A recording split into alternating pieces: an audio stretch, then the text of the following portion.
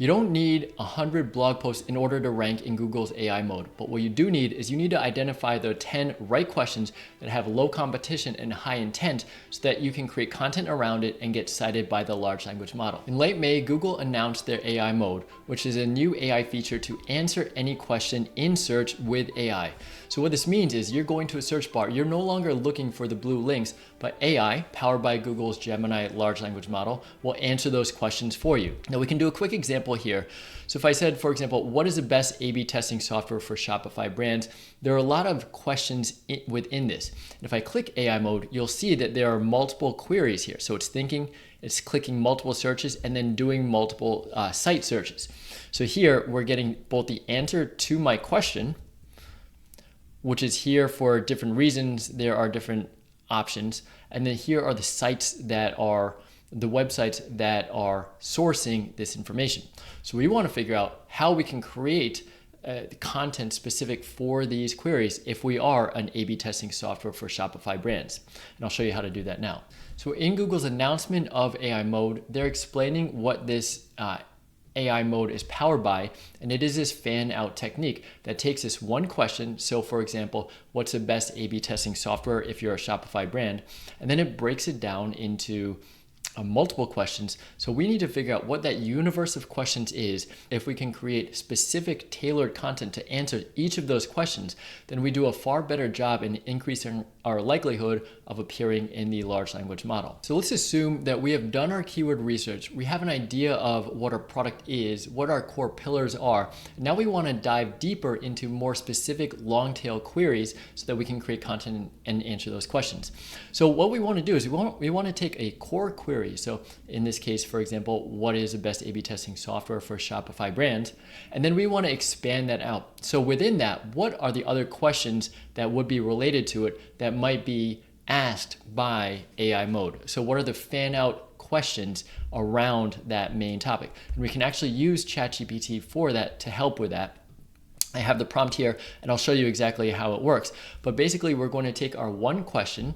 So we're giving it a role, the AI SEO strategist, and we're taking this one question. So you drop in your query and then we're going to ask for long tail related questions. And we want to do this for different stages of the funnel. So top of funnel, middle of funnel, bottom of funnel. And each of these has different intents as well. And so that's what part of AI mode is to understand what the searcher's intent is and provide the most relevant and specific answer to it. So this is a full prompt here. And at a high level, I think it helps to understand what these queries are, or what the structure of a top of funnel query is, middle of funnel, bottom of funnel. So top of funnel is where the searcher is problem aware. They're starting to understand what their problem is, but they're still gathering information. And this is where you can provide high-level educational content. Now, this is going to be where most of the AI overview answers are triggered. SEMrush did an interesting study on that. Here's a quick aside. This is a SEMrush data where there are an increasing number of search queries that trigger the AI overviews, and the informational content is most likely to trigger the AI overview. 88% of queries that trigger an AI overview are informational. So if you're creating top of funnel educational content, there's a greater likelihood that that is a content that will be pulled in by the large language models. So you can see here in these top of funnel examples, it's what is this particular problem, like CRO for Shopify brands, or how do you do this, or what are the benefits, what are the best product categories for the beginners, top CRO reviews. So very informational, just gathering an idea of what's going on in the landscape. Now, as we go down to the middle of funnel, it's more focused on the consideration of different opportunities, and they're researching this solution. So this is where top of funnel might be problem aware, middle of solution might be solution aware. So there are solutions for CRO for Shopify brands, but now we're getting into the comparison of what's this product for this specific need. So say Shoplift for conversion rate optimization, and that's in the Shopify CRO space, how to use this particular CRO product tutorials for improving conversion rate for Shopify brands. Those type of queries are middle of funnel. Then if we go to bottom of funnel, that's really product aware, where there's heavy consideration to move towards a conversion and purchase of a product. You can look for search queries like buy, shoplift, or free trial, consultation, pricing page. These are ready to purchase and bottom of funnel queries. Now let's look at what a fan out technique is if we're going to find examples. Now that we understand what our search query is, so in this case it is, what is the best A/B testing software for Shopify brands? So assume that we are an A/B testing software for a Shopify brand, and we want to understand what the other queries that somebody might be searching. And we want to understand what this is at different stages of the funnel so we can create specific content for this. And this is a great way, a very meta way of using AI to give you what AI is thinking. So if we use the prompt here and we use a seed query of the best A/B testing software, give us more questions for different stages of the funnel, different intents, and then why it's important. And once we get the output here, this will be a nice baseline for us to create content from, and also to expand on that list with other tools that I'll get into. So this is a ChatGPT 4.0 model, and we're getting this is in Markdown here, which is why it looks a little funny. So we have the different queries. So these are all questions that somebody would be asking. It is broken up by stage of funnel, what the intent is, an idea of what we can create from it, and then why it actually matters. So maybe we do want to create standalone content for this. Here are 20 ideas. We could certainly increase the number that we're looking for. We can focus on different stages of the funnel, but I actually wanted it to copy and paste into a Google Sheet, so I asked for it in a table.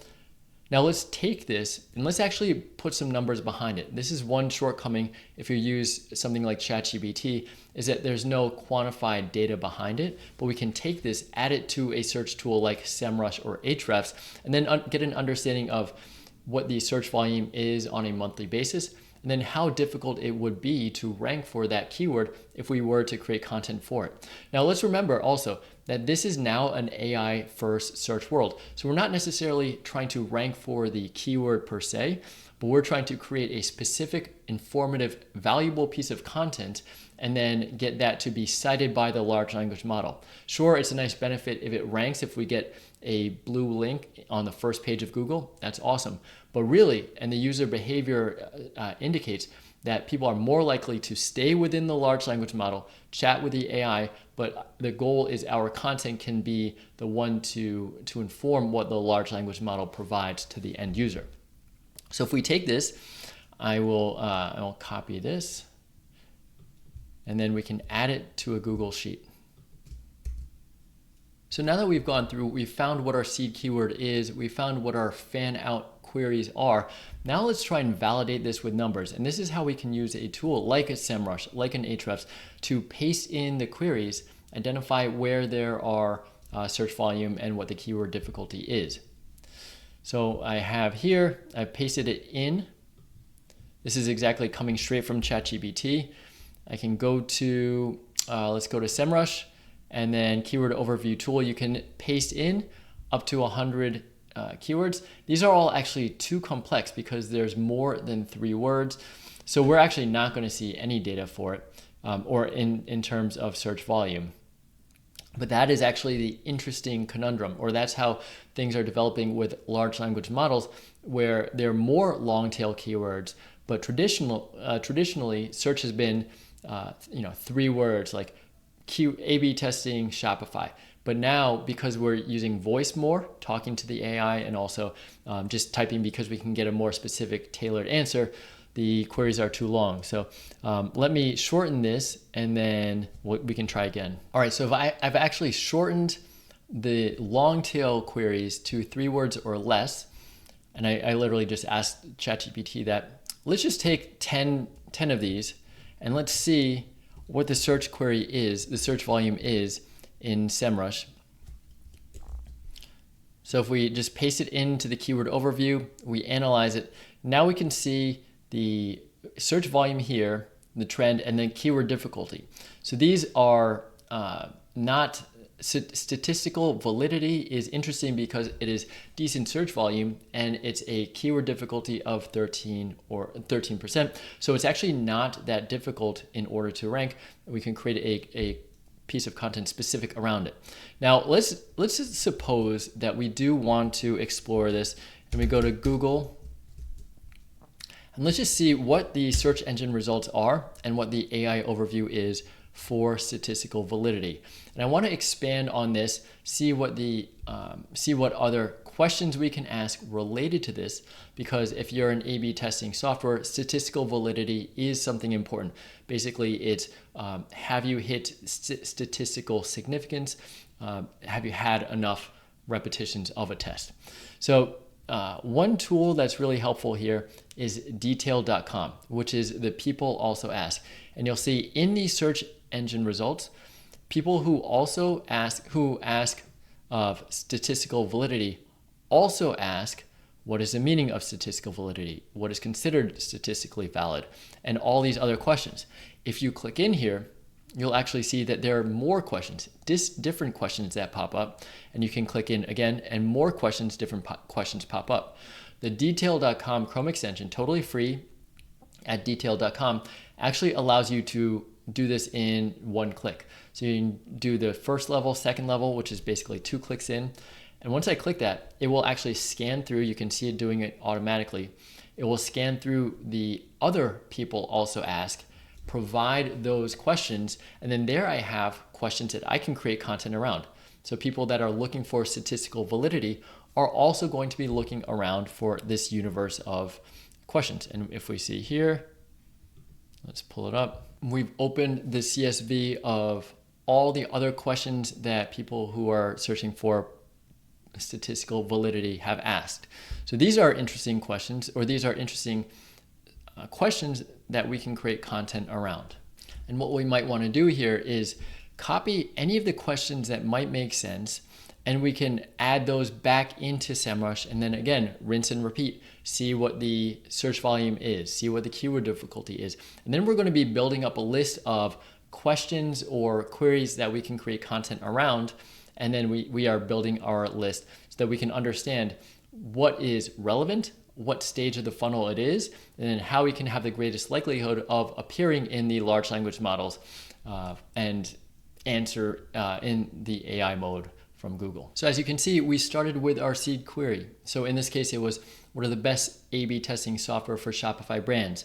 We found what the other universe of queries are. We pulled the people also asked to see what other relevant queries people have. And then we're building up a list of queries. Another tool that might be helpful is also asked. So this is basically the same as detailed.com, but it's a little bit more broader range. So we can go to also asked and see. So we do best A/B testing software, Shopify, and then it will organize by the different prepositions. Oh, let's do the United States. Oh, well, that's okay. So we can see the universe of questions here. So best A/B testing software. Then does Shopify allow A/B testing software? We can go in further. So it does a nice job of visually categorizing what the queries are and then expanding. We can drill down deeper, and then we can export into CSV. So this is another helpful tool in order to build out our universe of queries to create content around. And the last step is that we are just going to be building this list and then clustering it together. So we want to create this this column of spreadsheets based on what the stage of funnel is. And the interesting thing about AI mode is because of this fan out technique, that it does cover a wider breadth. So although we want to have a very specific answer to a specific question, we also want to consider it holistically and what the other questions are, and see if we can have breadth and depth to a given topic. So we would just build out this spreadsheet that we have here, where we have the question or keyword, the stage, intent, and then the format, why it matters, and then difficulty.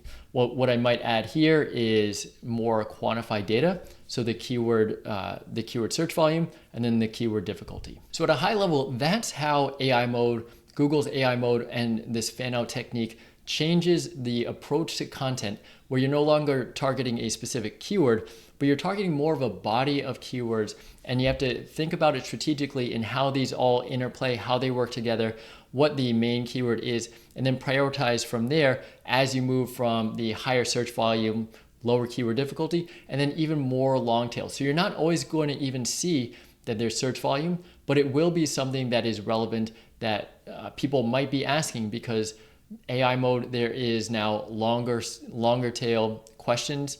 People are more descriptive in what they're searching for. And if you can understand what those are and how they relate to your product, how you're solving the different pain points of the person searching, whether it's more solution aware, understanding what the problem is, to the different solutions to your product. So top of funnel, middle of funnel, bottom of funnel.